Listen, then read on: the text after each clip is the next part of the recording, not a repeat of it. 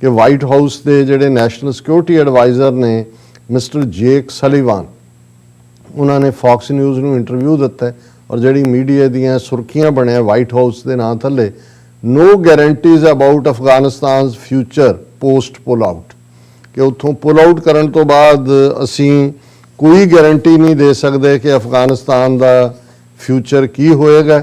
और ये जिहड़े हुण एग्जैक्ट शब्द ने जो उन्हां दे सलीवान दे, उन्हें क्या I can't make any guarantee about what will happen inside the country, no one can. ना मैं अंदाज़ा ला सकदा भी अफगानिस्तान च की होएगा, ना ही कोई होर ला सकदा है। All the United states could do is provide the Afghan security forces, the Afghan government and the Afghan people resources and capabilities, training and equipping their forces, providing assistance to their government. We have done that, and now it is time for American troops to come home and the Afghan people to step up to defend their own country. बिल्कुल जिन्होंने कहते हैं to wash their hands off, उन्होंने clearly mister सलीवान ने कहा जिहड़ा security adviser है कि जी यूनाइटेड स्टेट्स यही कर सकता सी कि अफगान सुरक्षा फौजां नूं जिहड़ा है असीं ट्रेनिंग दईए, उन्हां नूं इक्विपमेंट दईए, उन्हां दे रिसोर्स करिए, उन्हां नूं असिस्ट करिए गवर्नमेंट नूं। ਉਹ ਅਸੀਂ ਕੀਤਾ, ਹੁਣ तक ਅਸੀਂ ਉਹੀ ਕਰਦੇ ਨੇ। ਹੁਣ ਇਹ ਵੇਲਾ आ गया कि अमरीकन फौज अपने घर आए और अफगान लोगों ने देखना है कि भी उन्होंने हुण किवें अपने मुल्क नूं डिफेंड करना है।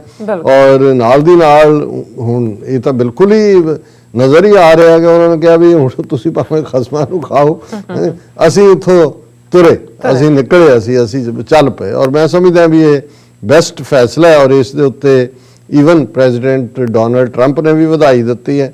उन्होंने farmer president Donald Trump said in a statement that leaving Afghanistan was a wonderful and positive thing to do, but called for a more rapid departure. Trump had set a May 1st deadline to withdraw.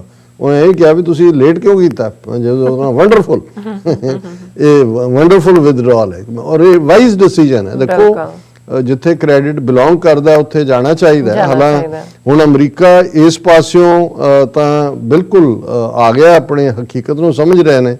हालांकि जिहड़ा CIA दे director है mister William burns, उन्होंने senate intelligence committee नूं पिछले दिनों जदों उन्होंने testify किया तो उन्होंने कहा कि America's ability to collect intelligence and act against extremist threats in Afghanistan will diminish after the departure of US troops.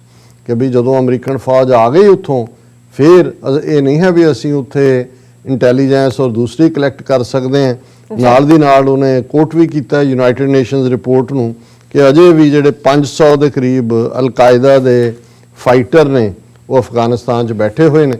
सो ये विद इन सिस्टम भी वो भावें CIA च होए जां इन्हां दे प्राइवेट कॉन्ट्रैक्टर होण, उन्हां दी कोशिश सी कि आने बहाने अमरीकन प्रेजेंस उत्थे कंटीन्यूस रहे। लेकिन मैं समझदा भी ये जिवें हुण वाइट हाउस दे जिहड़े मेन सिक्योरिटी एडवाइज़र ने मिस्टर सलीवान, उन्होंने जेक सलीवान, जो उन्होंने फैसला लिया है बड़ा फर्म है और इस सारे दे उत्ते भारत दे बुलां दे उत्ते सिकरी जम गई है। वो फिर भी कह रहे हैं India renews support to democratic peaceful Afghanistan.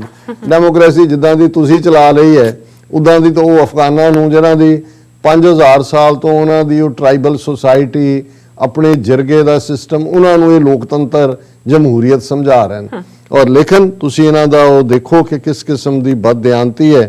India supports a united democratic and sovereign Afghanistan.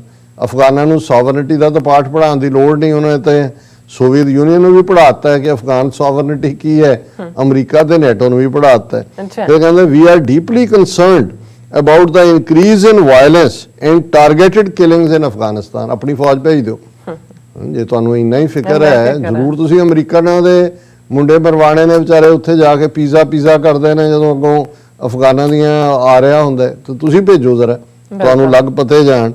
फिर वो कह रहे ये जिहड़ा India has called for an immediate and comprehensive seize fire. आवाज़ छड्ड रहे हैं इमीडिएट कंप्रेहेंसिव। और उन्होंने कहा जी असी दोहा कॉन्फ्रेंस भी, जिनीवा कॉन्फ्रेंस भी, हार्ट ऑफ एशिया कॉन्फ्रेंस भी पार्टिसिपेट किया ਔਰ ਅਸੀਂ ਇਹ ਸਮਝਦੇ ਹਾਂ ਵੀ ਜਿਹੜੇ ਅਫਗਾਨ ਸਟੇਕ ਹੋਲਡਰ ਨੇ ਉਹਨਾਂ ਸਾਰਿਆਂ ਨੂੰ ਇਨਵੋਲਵ ਕਰਨਾ ਚਾਹੀਦਾ ਹੈ, ਜ਼ਰੂਰ ਕਰਨਾ ਚਾਹੀਦਾ ਹੈ।